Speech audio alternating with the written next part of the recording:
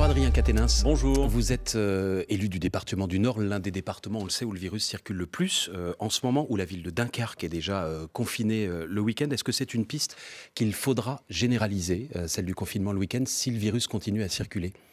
Je ne crois pas. J'aimerais qu'on ait d'autres solutions que celle-ci. C'est-à-dire que quand la situation sanitaire s'enflamme, parfois on n'a pas d'autre choix que de reconfiner, y compris de procéder à des confinements locaux, mais désormais, on a une certitude, c'est que sans doute l'épidémie va durer plus longtemps que prévu. Beaucoup de scientifiques nous ont dit d'ailleurs qu'il faut s'attendre à ce que ça dure. Donc si ça dure, on ne peut pas continuer comme nous sommes embarqués là. On ne peut pas continuer à simplement alterner entre des confinements, des déconfinements, des reconfinements locaux, des couvre-feux dont on module les horaires. Ça fait maintenant depuis, je crois, le mois de novembre qu'avec la France Insoumise, nous avons proposé un plan complet d'alternative au confinement. L'idée est simple, c'est-à-dire il faut limiter la circulation du virus, renforcer les protocoles sanitaires, mais organiser la société de telle manière que la vie, la vraie, puisse reprendre. C'est-à-dire des roulements à l'école, dans les transports, dans les entreprises. C'est-à-dire organiser des roulements dans tous les secteurs de la société. Alors il faut un peu d'inventivité, c'est un défi logistique, mais ça permettrait que notre vie reprenne véritablement. Nous ne sommes pas que des êtres économiques qui se lèvent le matin pour aller travailler, rentrent pour se reposer et reconstituer leur force de travail. On a besoin de se rencontrer, nous sommes des êtres sociaux, de culture, puis il y a beaucoup de secteurs qui pâtissent très lourdement de cette crise et on comprend mal. Je prends un exemple. Dernièrement, j'ai vu sur le service public d'ailleurs une émission de télévision avec, vous savez, des humoristes. Et je regardais, il y avait là un public assez nombreux, avec de la distanciation sociale, des masques, des gestes barrières qui visiblement étaient respectés. Ça m'avait tout l'air d'être un spectacle. Donc j'interroge, pourquoi ne pourrait-on pas réouvrir les salles de cinéma un public? Écoutez, je crois que c'était d'ailleurs sympathique, hein, c'était sur France 2, c'était une émission sur un palmarès des humoristes. On avait là des sketchs qui étaient réalisés, puis à un moment donné, je vois des plans sur la salle où on voit du public, et je pense que c'est d'ailleurs bien, avec des distances qui étaient conséquentes, des masques et des gestes barrières. Je crois que nous devons aller vers ça. Il faut qu'on apprenne à vivre avec le virus. Il ne s'agit pas de dire que ce virus n'est pas grave, il ne s'agit pas de nier la gravité de la situation sanitaire, mais la bonne stratégie, ça va être la combinaison entre le vaccin, on va en parler après, j'imagine, mais également la stratégie thérapeutique, il nous faut maintenant un médicament, et ensuite organiser la société par roulement. Alors justement, quelques par précisions. roulement, ça veut dire quoi? Parce que ça veut dire qu'on va travailler un jour sur deux, alors que la règle, là, justement, c'est le télétravail. Ça veut dire que l'objectif est double, limiter la circulation du virus tout en permettant que la vie dans tous les secteurs de la société reprenne. Et pour ça, il faut un peu d'inventivité. Je prends des exemples. Au travail, comme on sait que le virus circule d'autant plus que nous sommes nombreux au même endroit, au même moment, on pourrait imaginer qu'en diminuant la journée de travail, par exemple d'une demi-heure, on organise un système de rotation où les arrivées et les sorties ne se font pas à la même heure. On pourrait d'ailleurs en même temps... Ça existe déjà, Adrien Quatennens. Dans la région Île-de-France, il y a des départs justement pour limiter le nombre de personnes dans les... Vous ne pouvez pas dire que c'est généralisé le roulement à l'Île-de-France. C'est pas généralisé, mais en tout cas, dans les entreprises, ça se fait. Mais je ne dis pas qu'il n'y ait pas de choses intelligentes qui sont déjà réalisées, mais dans ce cas-là, généralisons-les. Et puis surtout, on pourrait s'accorder du coup, en conséquence, avec les réseaux de transport pour faire en sorte que, par l'offre de transport correspondant à ces roulements, on évite les cohues qu'on connaît sur le quai régulièrement en ce moment. Vous voyez par exemple les effets du couvre-feu à 18h, on les connaît. Et je pense qu'en termes de limitation de la circulation du virus, très franchement, ça n'est pas bon. Parce que quand vous avez aux mêmes heures, entre 17 et 18, des gens qui sortent du travail, qui sont tous agglutinés sur les quais, qui se pressent dans les magasins pour faire leurs courses, très franchement, il y a des situations qui, en termes de limitation de la circulation du virus, font penser que c'est même l'objectif inverse qui va être réalisé. Avec ces mesures que vous préconisez, on suspend le couvre-feu à 18h ? Évidemment. Donc on autorise à nouveau les rassemblements ? On autorise, en fait, ça demande une organisation, on autoriserait tout dans des conditions, c'est-à-dire dans tous les secteurs, au travail, je l'ai dit, à l'école, on organiserait aussi ces roulements, mais on permettrait par exemple le présentiel à l'université, on dédoublerait les effectifs. Et on autorise à nouveau, par exemple, les gens à aller les uns chez les autres, dans le cadre privé. On sait que c'est souvent dans les appartements, dans les maisons qu'on enlève le masque et que c'est là qu'on se contamine le plus. Disons-nous les choses, ça se fait déjà. Les gens à condition de dormir à la maison, les gens ou de se ne pas rencontrent respecter déjà dans le privé. Non, ce qu'il faut, c'est organiser les choses intelligemment. Je pense que les Français, depuis le début de cette crise sanitaire, ça fait maintenant 1 an, ils ont montré globalement leur immense discipline. Voilà. Donc maintenant, au bout d'1 an, si on sait que ça va durer encore, qu'il va falloir s'armer de patience, on doit pouvoir limiter la circulation du virus au maximum, mais même en termes de renforcement des protocoles sanitaires. À l'école, Adrien Quatennens, il y a déjà un protocole sanitaire strict. C'est pas à l'école que se font les clusters, comme on dit. Vous savez comme moi que les scientifiques sont partagés sur ce sujet. Les contaminations sont pareilles à l'école et dans la société. D'après le rapport d'Arnaud Fontanet, membre du conseil scientifique, qui vient de sortir. Et il y a d'autres scientifiques qui disent que l'école est un problème et qu'il faudrait les fermer et que dans certains pays, on a réussi à endiguer le virus parce qu'on a fermé les écoles. Moi, je ne suis pas pour la fermeture, c'est clair. Je pense que le fait de pouvoir maintenir le service public d'éducation, je termine juste sur l'école. On fait un roulement aussi à l'école. Une journée sur 2, par exemple, les enfants vont à l'école. Le jour où ils n'y sont pas, qu'est-ce qui se passe ? Alors, on pourrait imaginer effectivement un jour sur 2, mais je propose autre chose. Regardez par exemple ce qui a été fait il y a quelques mois en Italie. Ils ont recruté, je crois, quelque chose comme 85 000 personnes en plus, des professeurs, pour venir en accompagnement des effectifs qui étaient déjà disponibles et pour dédoubler les effectifs. On pourrait le faire, même d'un point de vue... C'est pas 85 000 enseignants qu'il faudrait. Si vous voulez assurer les cours des enfants qui sont à la maison, c'est-à-dire faire les cours en visio, a priori, il faut doubler le nombre d'enseignants. Nous avons proposé le recrutement de 100 000 jeunes, avec Jean-Luc Mélenchon, 100 000 jeunes. Et ce sont eux qui vont faire les cours. Qui pourraient accompagner des professeurs. Imaginez par exemple un jeune qui serait en licence d'histoire, qui pourrait venir accompagner, suppléer en quelque sorte un professeur d'histoire à l'école. Si on a un problème logistique... les étudiants qui ont déjà des problèmes à étudier déjà eux-mêmes. Bien sûr, vous leur ajoutez une charge... Mais tout cela pourrait être rémunéré. Et puis, puisqu'on a une situation exceptionnelle, il faut bien s'organiser. Je ne dis pas que ça va se pérenniser. Mais en tout cas, si on doit organiser les conditions que la vie reprenne tout en combattant ce virus... En quelque sorte, la méthode que nous proposons, c'est comment combattre le coronavirus sans enfermer la France durablement. Voilà ce que nous proposons. Est-ce que vous assumez, Adrien Quatennens, je ne sais pas comment poser cette question, elle est sensible, mais qu'on accepte finalement que le virus circule encore, on accepte que le virus finalement fasse encore des victimes tous les jours au nom de la préservation de l'économie, de la santé ? Marc Fauvel, personne ne peut accepter que le virus continue à circuler. Et c'est pour ça que je vous dis que la priorité, c'est de tout faire. On est à 400 morts par jour aujourd'hui avec le couvre-feu. Bien sûr, la priorité, c'est de tout faire pour pour le limiter, y compris en termes d'isolement. Il faut qu'on propose des moyens matériels d'isolement. Ça n'a pas été fait. Regardez, dans certains départements, on avait prôné l'isolement. Quand on voit le nombre de propositions concrètes qui ont été faites, de moyens logistiques mis en œuvre pour isoler, non, il faut qu'on organise toute la société de cette manière, qui permette de reprendre la vie. Parce que vous savez, évidemment, il y a le coronavirus et ses conséquences directes, et c'est terrible. Mais on sait maintenant les conséquences. Mais vous craignez pas une flambée de l'épidémie si on lève le couvre-feu demain matin ? À la condition que les protocoles sanitaires soient extrêmement renforcés et que partout on organise le fait qu'il n'y ait par exemple pas les files d'attente qu'on peut voir dans certains magasins. Vous savez, quand on a fermé les commerces, par exemple, plein de commerçants disaient « mais nous, on est disponibles pour organiser des protocoles sanitaires hyper stricts ». Enfin, comment peut-on encore comprendre qu'on puisse aller s'agglutiner devant des caisses, dans des hypermarchés, avec des gens qui sont vraiment quasiment les uns sur les autres, et que dans le même temps, les professionnels de la culture qui disent « mais nous, on est à votre disposition, on peut installer dans les salles des régénérateurs d'air, on peut organiser des protocoles sanitaires très stricts, organiser le fait que les entrées et les sorties ne se font pas au même endroit ». Nous avons à faire face à ce défi, limiter la circulation du virus, combattre la Covid-19, mais permettre que la vie reprenne, parce que ça n'est pas possible. Et c'est lourd de conséquences aussi, psychologiquement. Et vous savez que ce sont les plus précaires qui en pâtissent le plus. Songez un peu à toutes ces personnes qui habitent dans des logements extrêmement exigus et où d'ailleurs l'épidémie circule davantage. On va parler des vaccins dans un instant, Adrien Quatennens, parler aussi de la réforme de l'assurance chômage, parler de Nicolas Sarkozy. Mais d'abord, le fil info, 8h41, Mélanie menu Deloc. Calorique. Restaurer la confiance que les Français doivent avoir dans la justice, c'est le but et le seul but du projet de loi du garde des Sceaux. Éric Dupond-Moretti l'affirme ce matin sur France Inter. Sa réforme prévoit de filmer les audiences dans un but pédagogique ou d'en finir avec les remises de peine automatiques pour les détenus. La situation dans une vingtaine de départements en surveillance renforcée au menu du Conseil de défense sanitaire. Ce matin, dans le Pas-de-Calais, le préfet propose un reconfinement de tout le département les 3 prochains week-ends.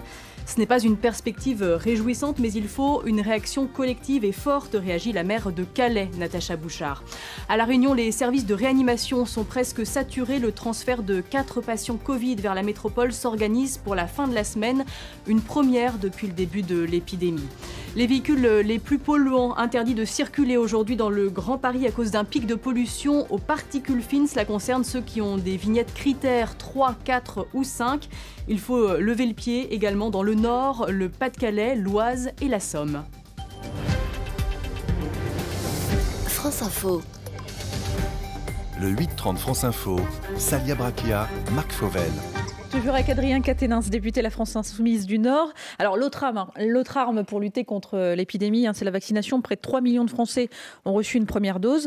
Gilles Pialou, le chef de service des maladies infectieuses à l'hôpital Tenon à Paris, a une proposition. Écoutez, il était notre invité lundi. La couverture vaccinale des soignants est totalement insuffisante.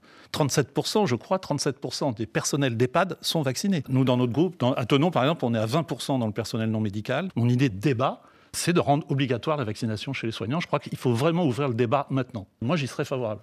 Et vous, est-ce que vous êtes favorable à l'obligation de vaccination chez les soignants ? La vaccination fait incontestablement, vous l'avez dit, j'en suis d'accord, partie de la stratégie. Par contre, je crois, et beaucoup d'organismes le disent, que l'obligation n'est pas la meilleure manière pour procéder, y compris pour susciter de l'adhésion. Sur le vaccin, il faut dire les choses. Il y a beaucoup de Français qui souhaiteraient pouvoir se faire vacciner, qui ne le peuvent pas. Et il y a aussi 1 million de doses d'AstraZeneca qui dorment dans des réfrigérateurs depuis plusieurs semaines. Organisons d'abord les conditions que toutes celles et ceux qui souhaitent se faire vacciner puissent avoir accès au vaccin. Mais là, particulièrement pour les soignants qui ont accès au vaccin. Écoutez, les soignants, ils sont quelques-uns à dire, par exemple, qu'ils ont des doutes sur le vaccin AstraZeneca, sur son efficacité. Moi, je pense qu'il faut créer les conditions de l'adhésion. Et on pourrait, par exemple, imaginer qu'en élargissant l'offre de vaccins, en permettant de choisir, notamment aux soignants, le type de vaccin qu'ils souhaiteraient se voir administrer, on pourrait élargir cette couverture vaccinale. C'est-à-dire qu'on peut leur permettre de se faire vacciner avec le Pfizer, par exemple, plutôt qu'avec le AstraZeneca ? Par exemple, ça me paraîtrait être une bonne idée. Vous savez, on a un problème essentiel au niveau du vaccin.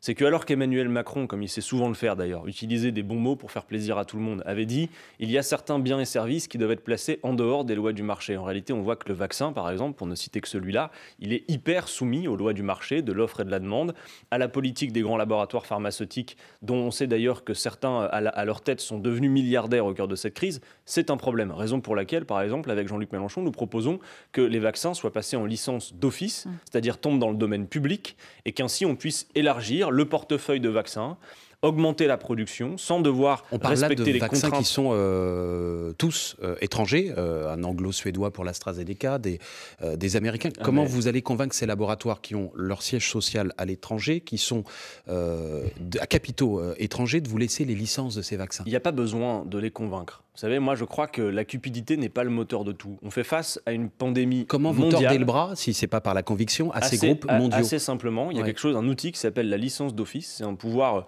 direct de l'État. Vous pouvez décider que par souci d'intérêt général, il y a tel brevet qui tombe dans le domaine public. Et vous pensez que demain matin, si effectivement leur brevet tombe dans le domaine public, les laboratoires américains notamment continueront à nous envoyer des vaccins ? J'ai envie de répondre à votre question par une autre question. Vous pensez, vous, qu'avec ces logiques de marché et de cupidité que l'on voit, y compris s'exprimer du point de vue des laboratoires pharmaceutiques, on arrive à faire face à une pandémie mondiale ? Non, y compris d'ailleurs, on a un problème. Je vous pose ma question. Si demain, on les oblige, pardon, on ne va pas faire un jeu de se poser des questions sans y répondre, mais demain matin, vous dites le brevet de Moderna ou de Pfizer devient public. Oui. Le vaccin n'appartient plus à cette entreprise. Oui. D'abord, c'est un bien. qu'est-ce qui oblige cette entreprise à donner le secret de fabrication de son vaccin ? Est-ce que vous pensez que demain matin, il va vous donner le papier ? Par définition, la licence d'office permet ça. C'est une forme de réquisition, vous devez le comprendre. Pourquoi aucun pays au monde ne l'a fait ? Mais posez-vous la question. Je crois que beaucoup, d'ailleurs, Emmanuel Macron, qui fait ce genre de discours en disant il y a des biens et services qui doivent être sortis des logiques de marché, ne tape pas du poing sur la table, que je sache, à l'OMS pour faire en sorte que cela arrive. C'est même plutôt le contraire. Donc nous avons besoin de dire que face à une pandémie mondiale, y compris pour une bonne répartition du vaccin à travers le monde, parce que vous savez que les pays pauvres ont une couverture vaccinale qui est ridicule dans ce contexte. Nous avons besoin de réaffirmer que le vaccin doit être un bien commun de l'humanité tout entière et ne pas faire d'idéologie sur le vaccin. Je le dis aussi. Regardez par exemple ce qu'ils ont fait avec le vaccin russe. Au début, on avait l'impression que parce qu'il était russe, il ne fallait pas en parler. Vous vous souvenez quand Jean-Luc Mélenchon avait dit il faut peut-être regarder parce qu'on n'avait pas les preuves de l'efficacité. Ouais, on n'avait pas les preuves de l'efficacité. Et que les Russes n'ont toujours pas déposé la demande officielle. Les autorités européennes ne l'avaient pas,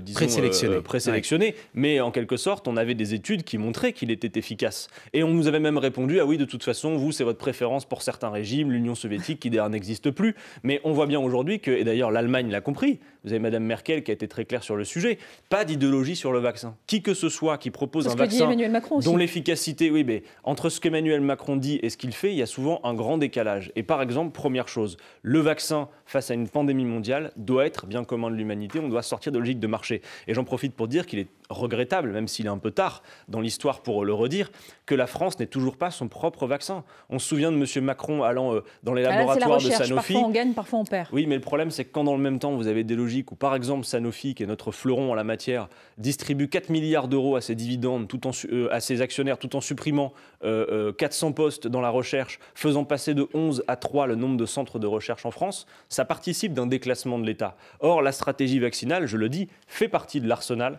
contre la Covid-19. En plus de la stratégie thérapeutique, et j'insiste là-dessus, nous aurions besoin d'un pôle public du médicament en France, parce que nous dépendons à 80% de l'import sur nos médicaments, alors qu'il y a encore 20 ans, on savait en produire l'essentiel. Je voudrais qu'on dise quelques mots, Adrien Quatennens, de la condamnation de Nicolas Sarkozy, 1 an de prison ferme pour corruption et trafic d'influence dans l'affaire dite Paul Bismuth, l'affaire des écoutes. Jean-Luc Mélenchon, quelques heures après cette condamnation, a tweeté ce message: Sarkozy condamné, Macron débarrassé d'un sérieux rival. Qu'est-ce que ça veut dire ? Je crois que c'est un fait. On est à 1 an de l'élection présidentielle. On sait que la droite se cherche un champion.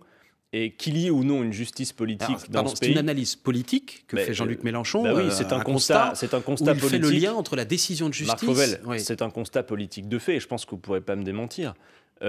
Qu'il y ait ou non une justice politique dans ce pays, je mets de côté ce débat, si vous voulez avoir après, c'est celui que je voulais ouvrir, justement, ça tombe bien. Mais dans tous les cas, une chose est sûre, c'est qu'il y a des conséquences politiques à cette décision de justice. C'est juste ça, il ne fallait pas lire entre les lignes de ce message de Jean-Luc Mélenchon. Vous lisez entre les lignes si vous le voulez, mais en tout cas, ça a le mérite d'être clair. On sait que la droite se cherche un champion à l'approche de l'élection présidentielle, qui est dans 1 an, et c'est à ce moment-là que tombe la condamnation de Nicolas Sarkozy, donc on peut très bien imaginer que ça va être difficile pour lui, si telle était son intention, même si j'ai lu ce matin dans son interview au Figaro qu'il confirme que ça ne l'était pas, mais on voit bien que son retour en politique est compromis. Donc justice politique ou pas ? Alors, moi je vais vous dire une chose, je veux ni participer au concert de réjouissance de ceux qui, parce qu'un adversaire politique de poids est condamné, finalement s'en réjouissent. Je ne suis pas d'accord avec cela. Et pour autant, je ne veux pas non plus me faire l'avocat de Nicolas Sarkozy. Et d'ailleurs, j'ai été particulièrement choqué, je dois le dire, et je trouve que c'est très déplacé, que Gérald Darmanin ait eu ces propos. En tant que ministre de l'Intérieur, il est chargé, M. Darmanin, chargé de la lutte contre la corruption. Est-ce que la justice, Adrien Quatennens, fait bien son job, fait bien son travail dans cette affaire,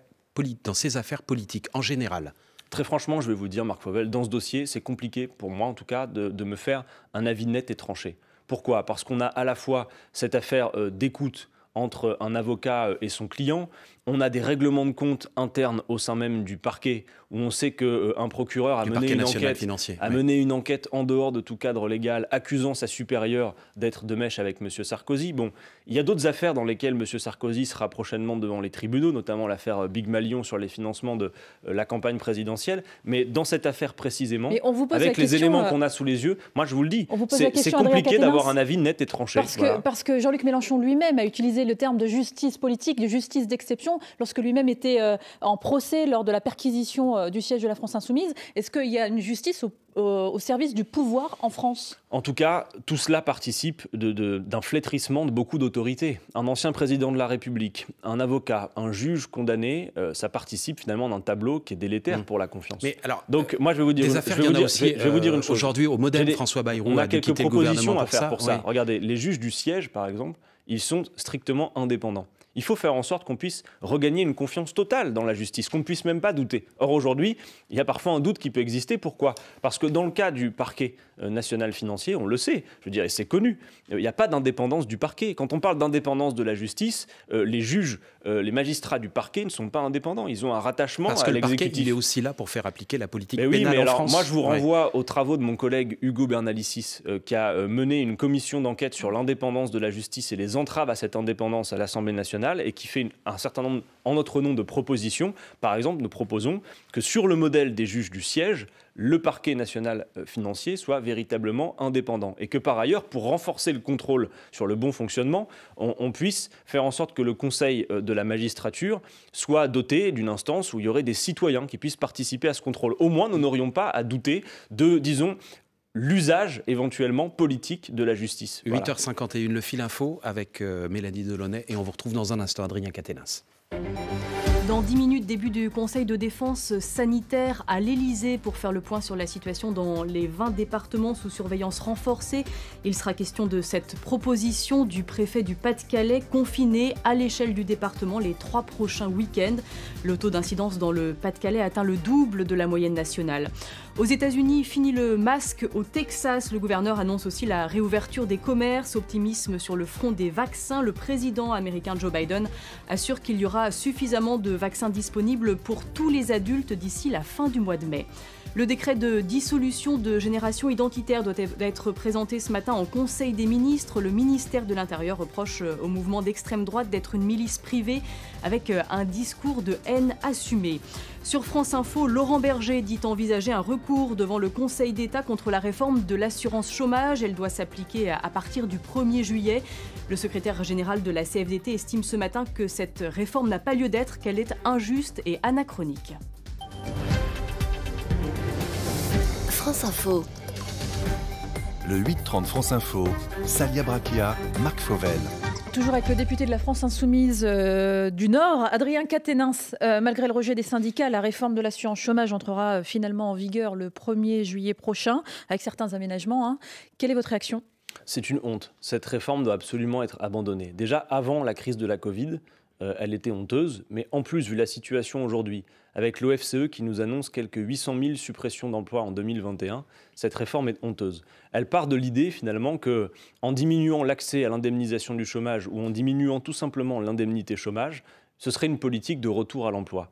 Avec cette réforme, c'est gagner moins mais plus longtemps. Vous avez 40% des indemnisés qui vont perdre sur leur indemnité chômage si cette réforme s'applique. Donc c'est absolument ridicule. Dire une chose aujourd'hui sur l'emploi en France.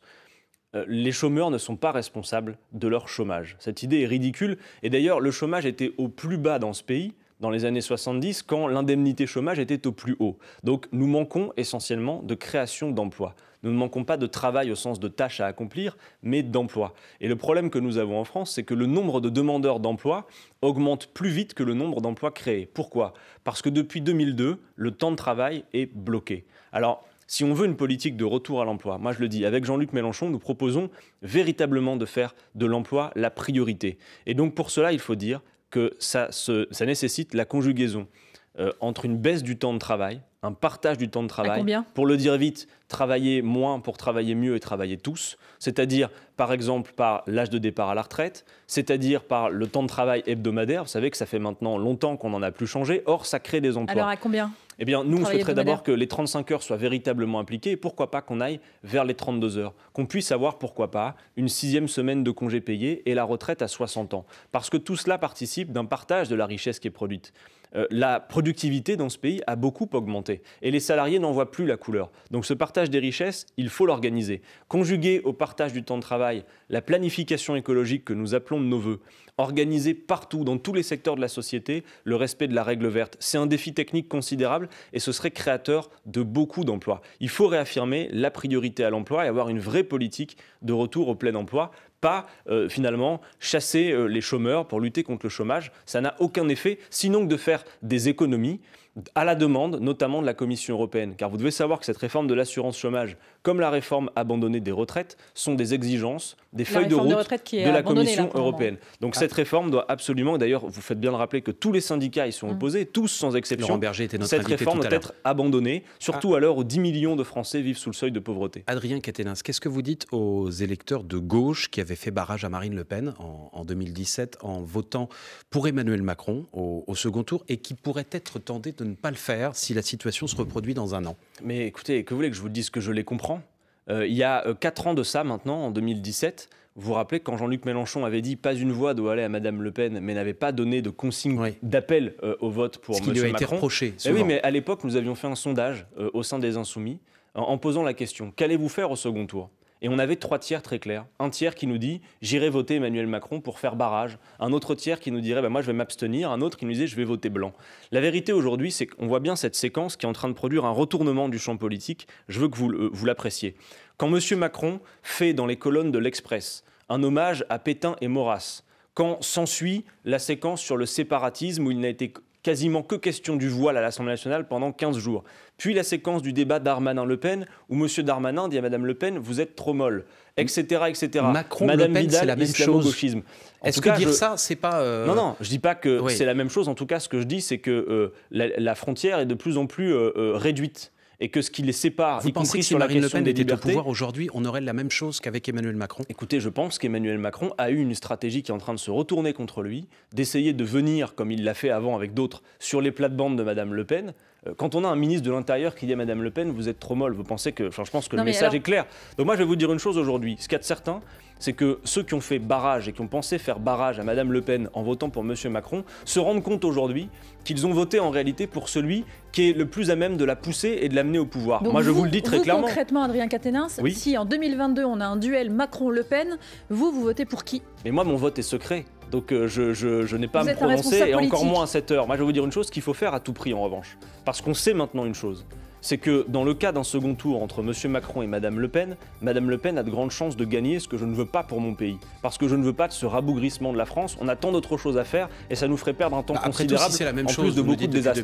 J'ai pas dit que c'est la même chose, je dis simplement il y a un glissement de plus en plus d'Emmanuel Macron sur ce terrain-là. Vous ne pensez pas qu'en disant ça, vous participez vous aussi à la dédiabolisation du RN? Non. Parce en disant après tout, s'il n'y a pas plus de nécessité de faire barrage. Il n'y a pas question de diaboliser. Vous savez, je pense que la bonne méthode face au Rassemblement national, c'est pas de se contenter de le diaboliser, c'est de l'affronter sur le fond avec des arguments. Et ça, c'est plutôt facile à faire parce que franchement, Madame Le Pen, à chaque fois qu'elle ouvre la bouche, dit beaucoup de bêtises. Donc ça, c'est pas le problème. En revanche, je vais vous dire une chose. Oui, Monsieur Macron, aujourd'hui, est sans doute le candidat qui, dans un face-à-face avec Madame Le Pen, aurait le plus de chances de la faire gagner. Donc nous devons à tout prix organiser et créer les conditions que ce face-à-face, dont d'ailleurs les Français ne veulent pas, les enquêtes d'opinion sont claires, n'ait pas lieu. Et je pense que Jean-Luc Mélenchon serait bien mieux placé dans ce cas pour être une alternative. Et face à Madame Le Pen, lui, il la battrait. Ce qui n'est pas le cas de Monsieur Macron. Merci beaucoup Adrien Quatennens. Merci de m'avoir invité. Député insoumis du Nord, invité ce matin de France Info.